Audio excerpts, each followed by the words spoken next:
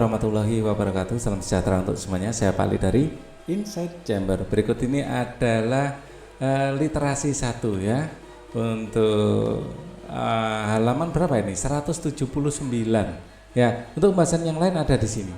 Ini adalah playlist. Dengan menggunakan playlist maka pembahasan bisa didapatkan secara urut dan runtut. Ya, gunakan playlist ini, linknya ada di bawah di kolom deskripsi ya.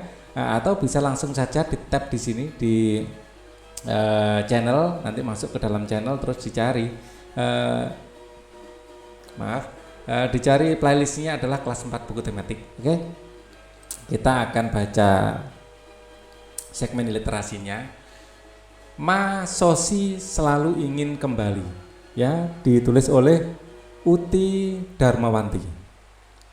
Nah, liburan kenaikan kelas, Buyung berlibur di rumah Paman Abua. Paman Abua tinggal di Masohi, ya, Masohi nama tempat ya. Masohi selalu ingin kembali, nama tempat ternyata ya. Ya, sekali lagi ya, Buyung berlibur di rumah Paman Abua. Paman Abua tinggal di Masohi, Maluku Tengah. Masohi adalah, nah ini, kota kecil di Kabupaten Seram. Penduduk asli kota Masohi adalah suku bangsa Alifuru. Akan tetapi banyak pendatang yang tinggal di kota Masohi seperti Bibi Siti, istri Paman Abua. Paman Abua memiliki seorang anak laki-laki yang bernama Palupesi. Palupesi seumuran dengan Buyung. Inilah yang membuat Buyung betah tinggal di rumahnya. Buyung memiliki teman sepantaran yang diajak bermain. Selain itu, setiap pagi Buyung diajak Palupesi ke pantai. Letak pantai hanya beberapa kilometer dari rumah Paman. Biasanya mereka naik sepeda menuju pantai sambil menghirup udara segar. Buyung senang karena setiap hari bisa menikmati keindahan alam bersama Palupesi. Udara pagi ini sangat segar, Yung, kata Palupesi. Segar sekali, Pelu, teriak Bulung sambil mengayuh sepedanya di pinggir pantai. Ayo kita ke ujung sana, Pelu, kata Buyung kepada Palupesi. Palupesi segera menyusul Buyung. Mereka berlomba mengayuh sepeda. Sampai di ujung pantai, tiba-tiba Buyung menghentikan sepedanya. Saat itu terjadi gesekan antara karet rem sepeda dengan pelek sepeda. Pelu, lihat apa yang dibawa orang itu, kata Buyung kepada Palupesi. Palupesi pun segera memperhatikan orang yang ditunjuk Buyung, ya. Terumbu karang, kata Palupesi dengan terkejut. Mengapa ia mengambil terumbu karang itu, Pelu? Bukankah perbuatannya mengancam habitat laut? Tanya Buyung. Iya, perbuatannya sangat mengancam kelestarian alam di bawah laut. Orang itu hanya mementingkan kesenangannya sendiri, kata Pelu kepada Buyung dengan wajah sedih. Sudah, jangan sedih, lebih baik kita sekarang pulang. Bibi Siti nanti bingung mencari kita, ajak Buyung. Palupesi dan Buyung kembali mengayuh sepeda. Sepanjang perjalanan pulang, Buyung memperhatikan lingkungan alam Masohi. Daerah Masohi merupakan daerah pantai yang landai. Daerah ini merupakan lahan bagi masyarakat untuk mencari ikan. Menurut pengamatan Buyung, sebagian besar penduduk di Masohi bekerja sebagai nelayan. Mereka menangkap ikan di sekitar Kepulauan Seram. Namun ada juga masyarakat yang melakukan pekerjaan seperti membuat jaring, mengangkut alat penangkap ikan ke dalam perahu atau kapal motor, dan mengangkut ikan dari perahu atau kapal motor. Tentu mereka tidak dapat dikategorikan sebagai nelayan. Selain menangkap ikan, masyarakat tentu mereka tidak dapat dikategorikan sebagai nelayan. Kenapa tidak ya? Mengangkut ikan ke penangkapan ikan ke dalam perahu atau kapal motor, dan mengangkut ikan dari perahu atau kapal motor. Oh, bagian ini ya, bagian distributornya mungkin ya. Namun ada juga masyarakat yang melakukan pekerjaan seperti membuat jaring, mengangkut alat-alat penangkap ikan ke dalam perahu, kapal motor, dan mengangkut ikan dari perahu. Ini bagian ini ya, bagian ngangkut-ngangkut dan bagian yang lain selain nelayan ya.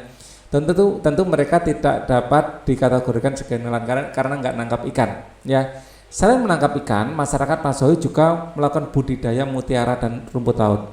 Jika musim panen tiba, mereka menyelam untuk mengambil mutiara dan rumput laut. Seperti halnya dengan penduduk Masohi lainnya, Paman Abua bekerja di laut. Paman seorang pelaut ulung. Paman Aku abau.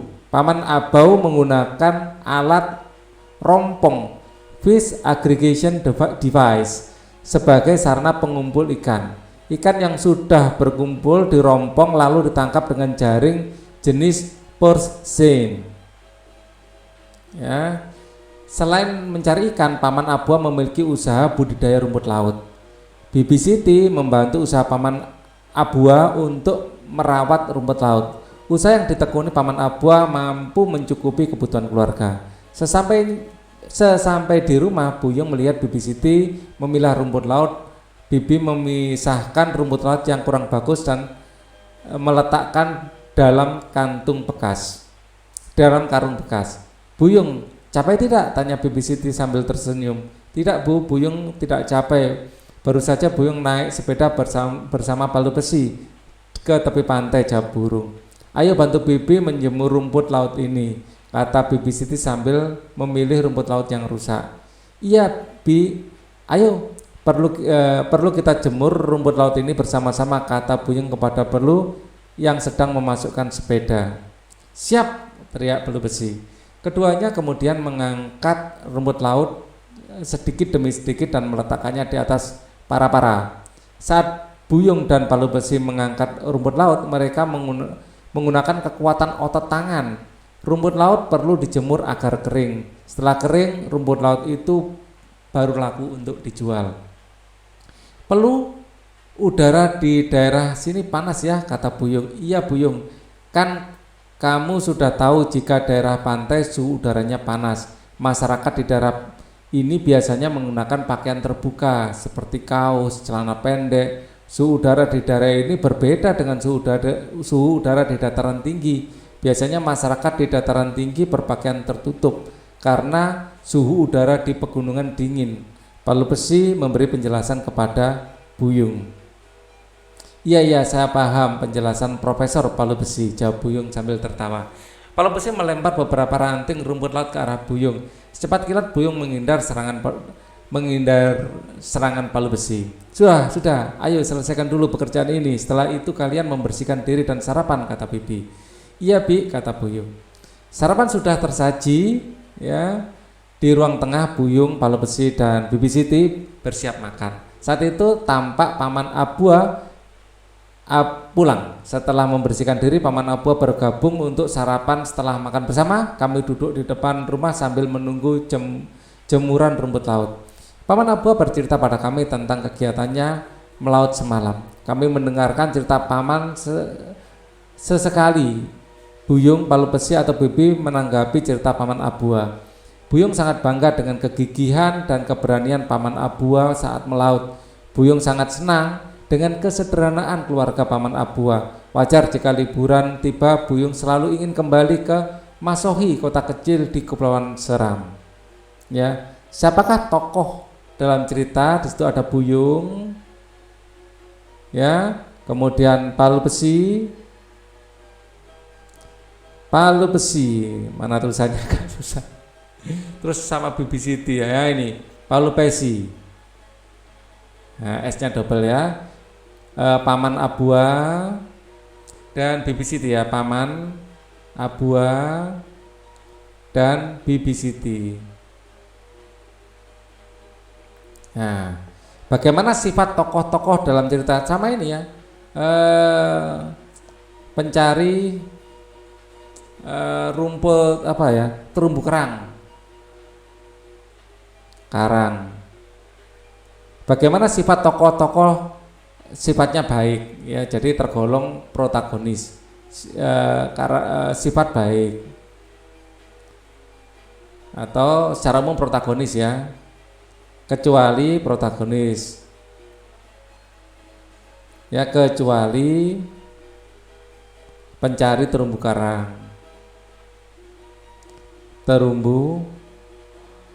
karang. Ya, mengapa Paman Abua bekerja sebagai nelayan? Karena ya tinggal di pesisir. Ya, tinggal di pesisir, maka pekerjaan pada umumnya adalah sebagai nelayan. Ya, dan memiliki keterampilan sebagai nelayan, memiliki keterampilan ya untuk menangkap ikan. Ya, walaupun hidup di pesisir, tapi kalau nggak punya keterampilan menangkap ikan, keterampilannya membuat jaring, ya tidak jadi nelayan. Bagaimana cara Paman Abuam menangkap ikan? Dengan ya metode apa tadi? Metode ini dengan alat rompong ya dan jaring pursein ya, dengan alat rompong dan jaring pursein. Ya, apa jenis pekerjaan masyarakat pesisir di pantai selain sebagai nelayan, mengangkut ikan, terus kemudian tadi juga disebutnya pembuat jaring dan pedagang ikan. Ya, yang jadi distribusi juga ada, ngangkut sopir-sopir atau buruh angkat-angkat. Nah, literasi 2, kebaikan tukang bakso oleh Uti Darmawati. Ding ding ding ding ding, bakso, teriak penjual bakso. Penjual bakso mendorong gerobaknya. Gerobak bergerak ke depan karena adanya gaya dorong. Saat mendorong gerobak, penjual bakso menggunakan kekuatan otot tangan dan kaki. Ding ding ding ding ding ding ding, bakso, teriak penjual bakso itu kembali. Sesekali dia menoleh ke kanan atau ke kiri mencari calon pembeli. Penjual bakso itu bernama Harsono, asli Wonogiri. Iya deh. Nah, Harsono sudah merantau di ibu kota Jakarta selama belasan tahun. Harno sudah hafal ganggang Harsono atau Harno? Oh, Harno. Harno sudah hafal ganggang kecil dan sempit yang ia lalui saat berjualan bakso. Harno sosok penjual bakso yang ulet dan tahan banting. Buktinya, ia mampu membeli rumah kecil di pinggiran kota Jakarta. Ia mengajak keluarga kecilnya hidup di kota Jakarta. Tinggal di kota besar berbeda dengan tinggal di desa. Harno dan istrinya harus lebih giat bekerja untuk mencukupi kebutuhan hidup dan sekolah anak semata wayangnya. Di persimpangan jalan, Harno melihat seseorang melambaikan tangan ke arahnya. Bergegas ia mendorong gerobaknya lebih cepat. "Satu mangkok, Bang," kata anak muda itu. "Ya, Mas, tunggu sebentar ya," jawab Harno sambil menghentikan gerobaknya. Harno kemudian menyiapkan semangkok bakso pesanan anak muda itu. Saat tutup panci dibuka, uap kuah bakso mengebul, aroma bakso menggugah selera si pembeli. Harno menuangkan beberapa sendok kuah ke dalam mangkuk. "Ini, Mas, baksonya. Silahkan dilengkapi sendiri untuk kecap, sambal, dan sausnya," kata Harno dengan ramah. "Iya, Bang, terima kasih," kata anak muda. Kemudian ia menuangkan kecap, saus, dan sambal dalam mangkoknya. Setelah mengaduk-ngaduk isi mangkok, anak muda menyantap bakso dengan lahap. "Ini, Bang, uangnya," kata anak muda itu sambil menyerahkan uang 20 ribuan. "Sebentar, Mas, uang kembaliannya." Harno bergegas mencari lalu memberikan uang kembalian kepada anak muda tersebut. "Bang, bengkel dekat daerah sini di mana ya?" tanya anak muda itu kepada Harno. "Paling dekat sekitar 2 km lagi, Mas," jawab Harno. Harno kemudian menjelaskan letak bengkel kepada anak muda tersebut. Anak muda mengangguk-angguk kepada kepala tanda paham dengan penjelasan Harno. "Mobil ini mobil milik Mas mogok?" tanya Harno. "Iya, Bang, sudah 1 jam saya mencoba perbaiki sendiri tetapi tetap tidak menyala mesinnya. Saya sampai merasa lapar lalu memanggil abang tadi," kata anak muda. "Coba saya dorong, Mas, siapa tahu bisa menyala. Kalau bisa menyala, Mas bisa bawa mobil ini ke bengkel terdekat," usul Harno. "Abang mau mendorong mobil saya?" tanya anak muda itu agak heran. "Ya mau toh, Mas. Apa salahnya membantu toh? Di jalanan kota ini datar, tidak menanjak seperti daerah pegunungan," kata Harno. "Benar, Bang, kalau gitu mari kita coba," anak muda itu dengan gembira. Harno mencoba mendorong mobil. Anak muda itu mencoba menyalakan mesin. Harno beberapa kali mendorong mobil dan anak muda menyalakan mesin. Ya, mobil hanya bergerak ke depan beberapa meter. Mobil bergerak karena Harno memberikan kekuatan dari belakang mobil. Ya, mobil yang mogok dapat bergerak ke depan beberapa meter karena didorong oleh Harno. Dorongan memengaruhi gerak mobil. Setelah dicoba berulang kali, akhirnya mobil bisa bergerak maju. Mobil menyala, jeng, deng, deng, deng, deng, deng, deng, deng, deng. Anak muda dan Harno tampak bergembira. Sudah nyala mas, silakan langsung menuju bengkel, kata Harno dengan senyum kepuasan. Ma bang, uang sukarela dari saya, anak muda sambil menyerahkan selembar uang. Harno mengangkat kedua tangannya. Tidak usah mas, silakan menuju bengkel. Terima kasih ya bang, terima kasih telah membantu mendorong mobil saya, teriak anak muda itu sambil tersenyum gembira. Harno merasa senang dan lega. Harno membantu anak muda itu dengan ikhlas. Harno tidak mengharapkan imbalan dari anak muda tersebut. Ding ding ding ding ding, bakso bakso. Harno kembali memukul mangkok sambil berteriak menarik calon pembeli. Harno mendorong gerobaknya perlahan-lahan. Harno berjalan hingga sampai di tanah lapang tepian kampung. Udara sore itu tampak begitu panas. Tampak beberapa anak bermain bola di tanah lapang tersebut. Ding ding ding ding, bakso bakso, teriak Harno di tepi tanah lapang. Harno beristirahat di tepi tanah lapang. Harno memperhatikan anak-anak bermain sepak bola. Awalnya bola diam tidak bergerak. Kemudian bola bergerak karena ada pemain yang menendang. Bola tersebut dapat bergerak karena adanya gaya otot dari pemain tersebut. Saat pemain lawan hendak memasukkan bola ke gawang, kiper berhasil menangkap bola. Bola yang sedang melayang dapat berhenti dan diam di dalam dekapan kiper. Harno terhibur oleh permainan bola anak-anak tersebut. Keasikan Harno nonton sepak bola terhenti. Harno menoleh ke arah sumber suara. Ser ser ser ser, tampak anak perempuan melintas di depan Harno. Anak perempuan tersebut bermain sepatu roda. Suara itu muncul karena adanya dua benda saling bergesekan. Ser ser ser. Kedua benda yang bergesek adalah roda sepatu dan jalan aspal. Beberapa kali anak perempuan itu melintas di depan Harno. Tiba-tiba Harno mendengar suara seperti benda jatuh. Mabruk.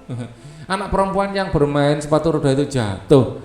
Harno mendekati anak perempuan tersebut. Anak perempuan itu tampak meringis kesakitan.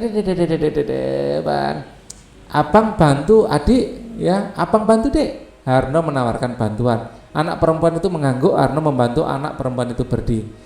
Hati-hati ya, kalau bermain sepatu roda pelan-pelan saja, tidak usah terlalu kencang, ujar Harno memberikan nasihat kepada anak perempuan itu. Anak perempuan itu tersenyum dan meninggalkan Harno. Jawablah pertanyaan-pertanyaan berikut ini berdasarkan teks bacaan. Siapakah tokoh utama cerita tersebut? Harno. Ya, bagaimana sikap tokoh utama? Baik hati, suka menolong. Nah, suka menolong. Ya, dan menolongnya dengan ikhlas, ya, dengan ikhlas, tidak mengharap kembalian, ya, ikhlas. Nah, gaya apa yang dilakukan Harno saat mendorong gerobak bakso pada mobil mogok? Gaya dorong, ya, gaya dorong, ya, yaitu dari otot-otot tangannya atau gaya dorong yang berasal dari gaya otot yang berasal dari gaya otot. Nah, gaya apa yang terjadi pada seseorang bermain sepatu roda? Gaya yang terjadi gaya gesek, ser gitu ya, gaya gesek. Ya, bagaimana benda diam seperti bola dapat bergerak karena mendapat gaya? Karena mendapat gaya, ya, yang berupa tendangan, ya, tendangan. Ya, kita lanjutkan lagi. Ceritanya sangat menginspirasi ini Mas Harno ini. Literasi 3, bacalah cerita berikut dengan seksama. Petani jagung yang cerdik. Wah, setelah melihat orang baik hati, sekarang lihat orang cerdik ini. Kita baca. Di areal persawahan, seorang petani tampak berdiri sambil memandang tanaman jagung. Sudah sebulan lebih tanaman jagung tersebut ia tanam. Kini tanaman jagung sudah mulai tampak menghijau. Setelah berkeliling di antara petak-petak sawahnya, matanya tertuju pada rumput-rumput liar di antara tanaman jagung. Tanpa menunggu lama, Pak Soleh menyingsingkan lengan bajunya. Ia turun ke sawah menyiangi rerumputan di sela tanaman jagung. Ya.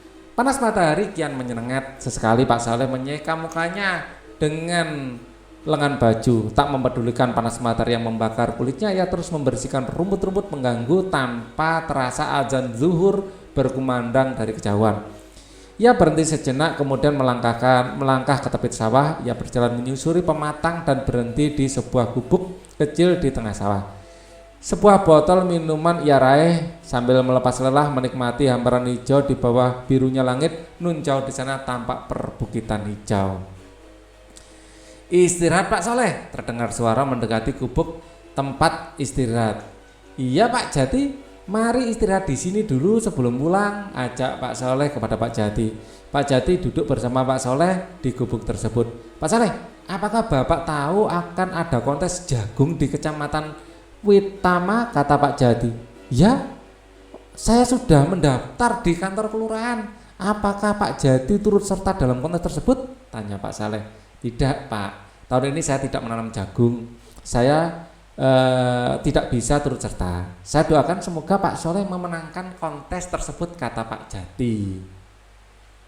Amin, terima kasih doanya Pak. Saya tidak berharap menjadi pemenang. Yang penting saya berpartisipasi dan memperoleh pengalaman dalam kontes tersebut, kata Pak Saleh. Beberapa minggu kemudian Pak Jati bertemu Pak Saleh di sawah. Tampak Pak Saleh sedang menyiangi rumput. Otot-otot tangan Pak Saleh terlihat kuat mencabuti rumput liar. Selamat Pak Saleh, Anda memang pantas terpilih menjadi petani jagung terbaik. Sebangga Anda membawa nama baik desa kita, teriak Pak Jati.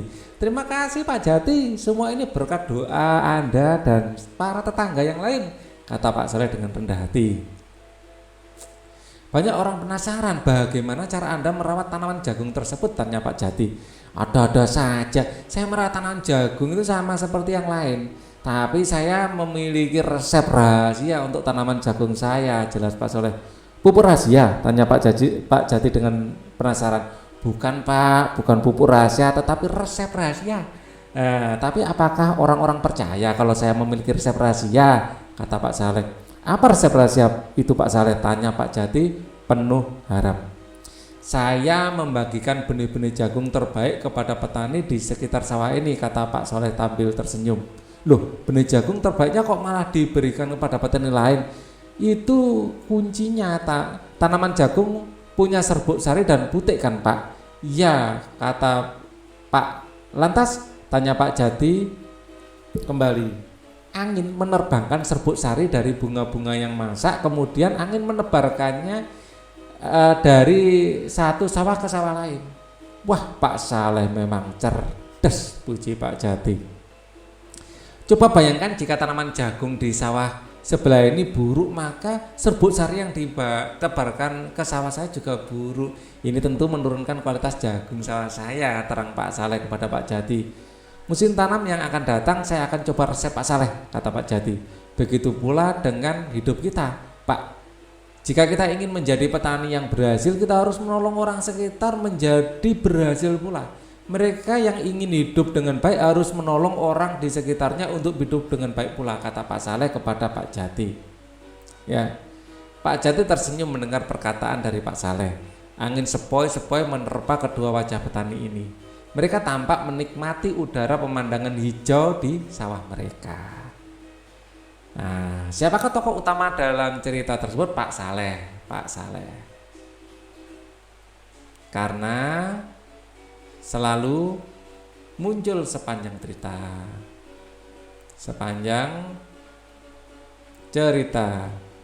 ya, dan karakternya lebih ditekankan, dan karakternya mendapat penekanan ya, lebih fokus ke Pak Saleh. Siapakah tokoh tambahan dalam cerita tersebut? Pak Jati. Bagaimana sifat tokoh utama baik hati, baik cerdik dan baik hati, ya, cerdik dan baik hati, ya, cerdik dan baik hati. Siapa tokoh protagonis dalam cerita tersebut? Tidak ada. Semuanya protagonis. Pak Saleh. Antagonis yang nggak ada ya, Pak Saleh. Pak Saleh ini tokoh protagonis. Siapakah tokoh antagonis dalam cerita tersebut? Tidak ada. Jadi hanya tokoh protagonis saja, antagonisnya tidak ada. Ya, literasi 4. bangga hasil keringat ayah oleh Uti Darmawati. Dita dan keluarga tinggal di lereng Gunung Arjuna, Kabupaten Malang. Ayah Dita seorang petani sayur, potensi tanah subur dan berhumus membuat Ayah Dita dan penduduk lain di daerah tersebut memanfaatkan lahan secara optimal. Jadi sebagian besar rakyat di lereng Gunung Arjuna memiliki pekerjaan sebagai petani sayur. Setiap pagi, Ayah Dita dan warga lain pergi ke ladang untuk merawat tanaman sayur mereka. Mereka melakukan pembibitan, pemupukan hingga pengairan dengan baik. Untuk pengairan mereka memanfaatkan air irigasi dari Sungai Lanang, irigasi Sudimoro dan Watu Gunung, ya, Watu Gugut, maaf ya, dan Watu Gugut. Menjadi petani sayur adalah pilihan hidup dan identitas diri bagi Ayah Dita. Tak terkecuali bagi masyarakat lereng Gunung Arjuna, ya, mereka mencintai pertanian. Mengapa ayah memilih sebagai petani sayuran? Tanya Dita suatu hari. Dita, bekerja di ladang sudah ayah jalani sejak remaja. Dahulu ayah selalu membantu kakekmu bekerja di ladang. Bekerja sebagai petani sayur itu sangat membanggakan, jawab Ayah Dita. Bangga? Tanya Dita seperti tak percaya. Masa iya bangga?